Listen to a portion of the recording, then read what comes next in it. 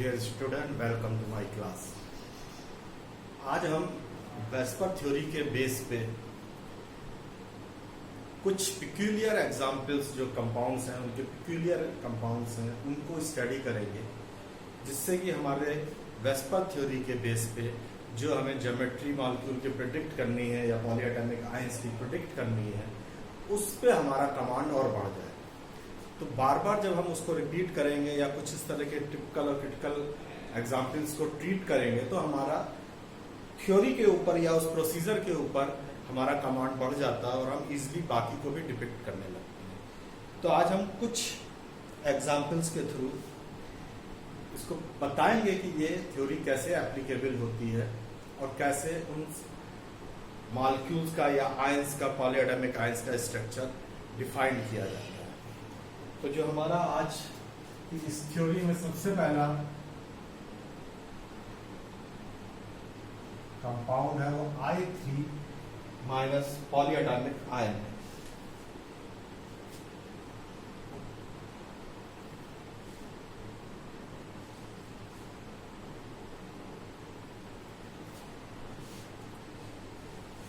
तो इसमें हम क्या देख रहे हैं कि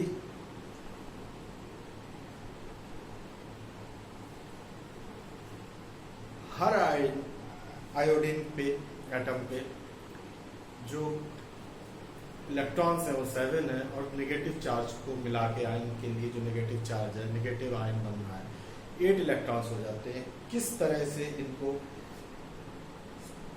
हम डिफाइन करेंगे इसका स्ट्रक्चर, अब हम उसकी तरफ बढ़ते हैं। तो चूंकि सब आई हैं तो सेंटर को हम ब्लू कलर से लेते हैं और बाकी को हम ब्लैक कलर से लेते हैं।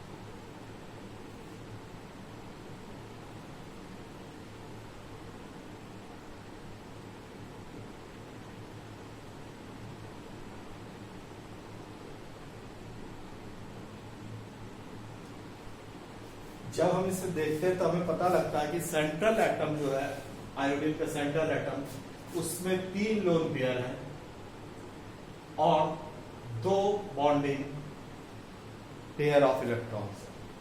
तो हमें पता क्या क्या लगा? सबसे पहले तो हमें पता लगा 3 लोन पेयर सेंट्रल एटम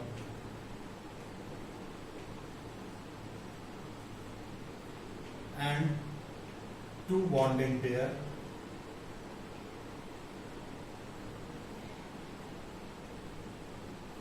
तो जो हमारा डेजिग्नेशन आएगा वो आएगा AX2E3।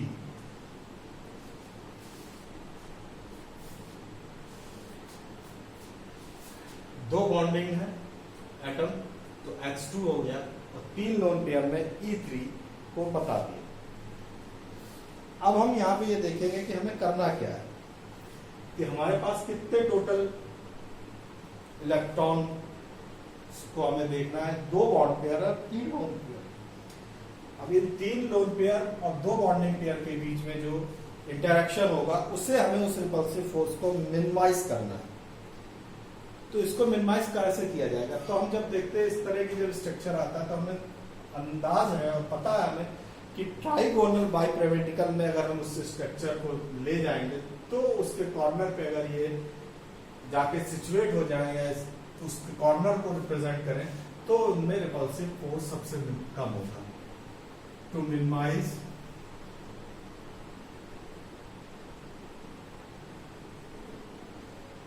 रिपल्सिव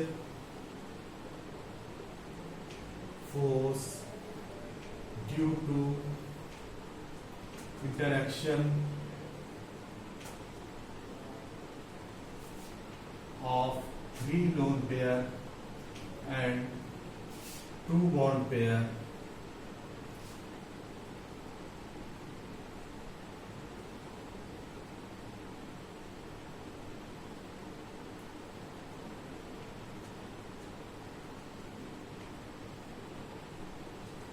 वो ट्राइगोनल बाइपिरामिड के कॉर्नर पे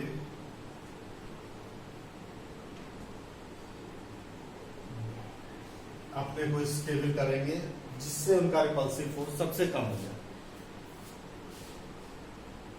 इस कंडीशन में जो हमारा स्ट्रक्चर बनेगा वो स्ट्रक्चर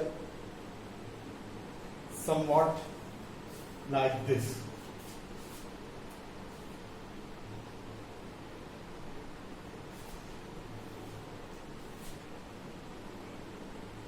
ये सेंट्रल एटम है हमारा।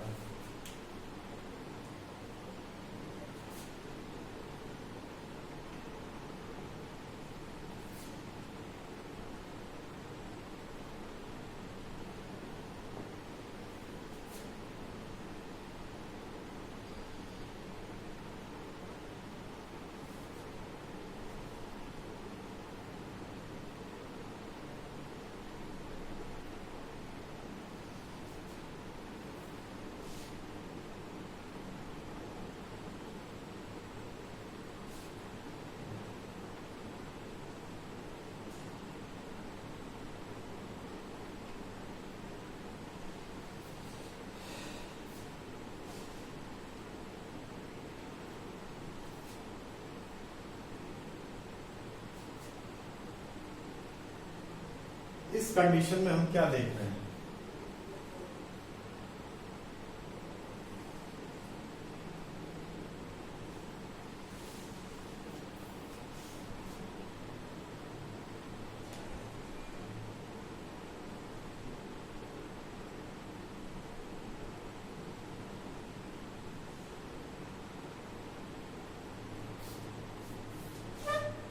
हमने इसमें क्या किया है, जो दो आयोडीन है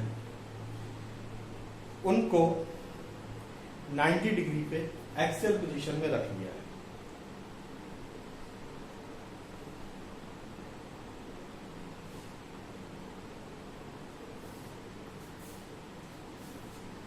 और इसकी वजह से हो क्या रहा है कि 90 डिग्री पे जो एलपी का इंटरेक्शन होना चाहिए वो नहीं होगा, लोन पेयर का इंटरेक्शन नहीं होगा। एक्सियल पोजीशन में है हमारे लोन पेयर की प्लेसिंग, और मिनिमाइज कर दे रहा है 90 डिग्री एलपी और बॉन्ड पेयर, और उसको भी मिनिमाइज कर दे रहा है। तो इसकी वजह से हम ये देख रहे हैं जो ये 3 लोन पेयर है ये हमारे इक्विवेलेंट है, एक ही प्लेन में है, और जो इनका इंटरेक्शन है विद 3 आयोडीन एटम वो न्यूट्रलाइज हो जा रहा है।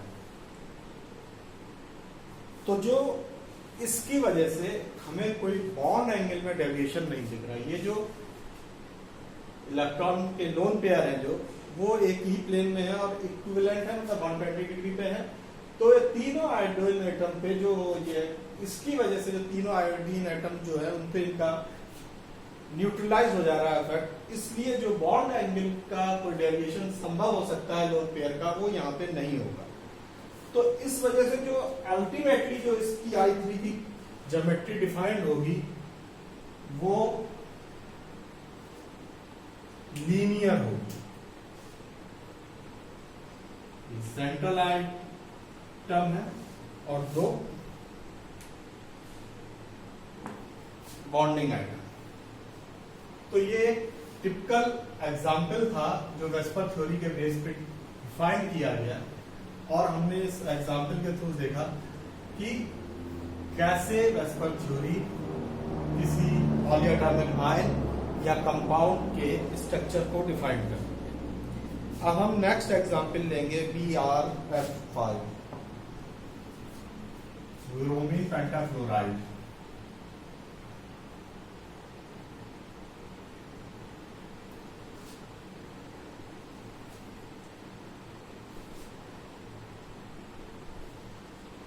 दोनों में ही 7 वैलेंस इलेक्ट्रॉन।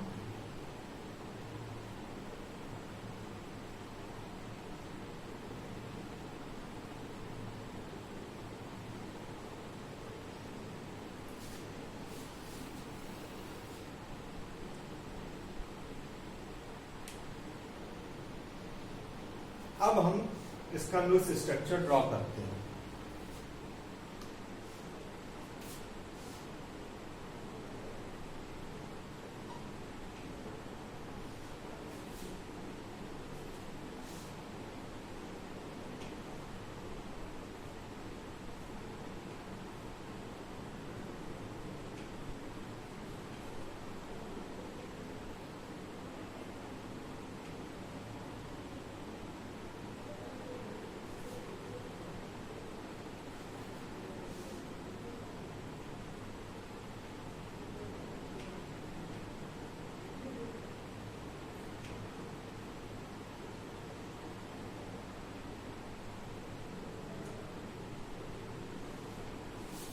छह फ्लोरीन के इस पे हैं और एक ब्रोमीन का, और इससे इसने जब बॉन्डिंग कर ली तो ये स्टेबल हो गया, 8 इलेक्ट्रॉन हो गए इसमें।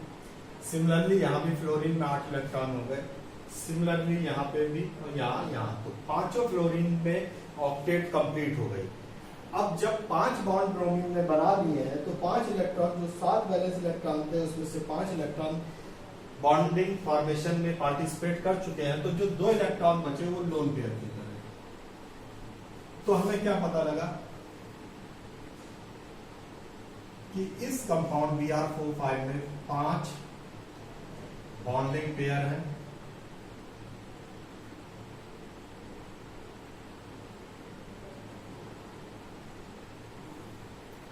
और एक लोन पेयर। तो हम अब इसको डेजिग्नेट करेंगे, जो फॉर्मूला तो वो होगा AX5E, क्योंकि E1 है, एक लोन पेयर है, तो ये फॉर्मूला इसको डेजिग्नेट होगा। अब हम इसकी ज्योमेट्री को डिफाइन करने की कोशिश करते हैं। तो सपोज करिए ये ब्रोमीन है,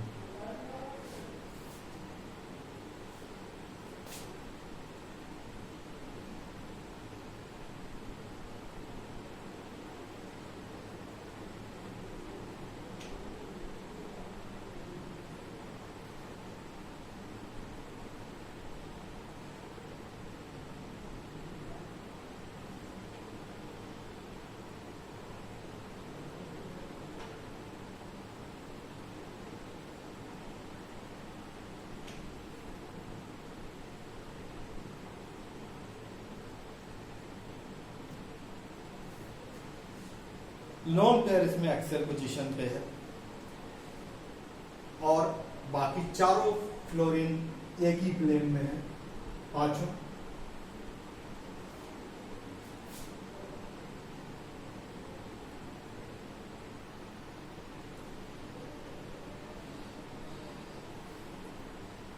तो इसमें एक्सियल फ्लोरीन और इक्वेटोरियल एंगल जो बनता है ब्रोमीन का, वो 90 डिग्री ना होके इस बॉन्ड पेयर के इंपैक्ट की वजह से 85.1 डिग्री होता है।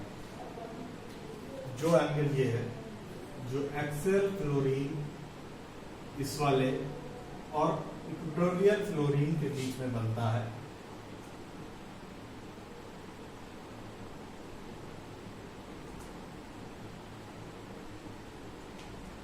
ब्रोमीन F एक्सेल, ये 85.1 डिग्री 90 डिग्री ना होके 85.1 डिग्री होता है।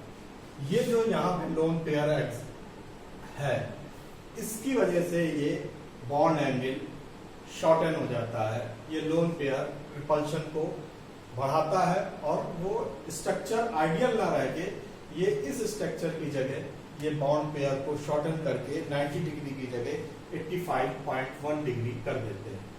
तो ये 2 एग्जाम्पल हमने देखे, जिन एग्जाम्पल के थ्रू हमने और अच्छे से वेस्पर थ्योरी के यूटिलाइजेशन को समझा, उसके प्रोसीजर को एप्लीकेबल कैसे करते हैं उसका एप्लीकेशन समझा, और ये हमारे लिए बहुत काम आएगा जब हमें ज्योमेट्री कभी भी प्रिडिक्ट करनी पड़े मॉलिक्यूल्स की या पॉलीएटॉमिक आयंस की। ज्योमेट्री कोजन-लुईस थ्योरी के बेस पे नहीं डिफाइंड हो पाती है। ज्योमेट्री डिफाइन करने के लिए वेस्पर थ्योरी ही चाहिए, और इस पे मोस्टली 74 कंपाउंड्स की ज्योमेट्री प्रिसाइसली डिफाइंड हो जाती है। तो thanks student for your cooperation and have a nice day.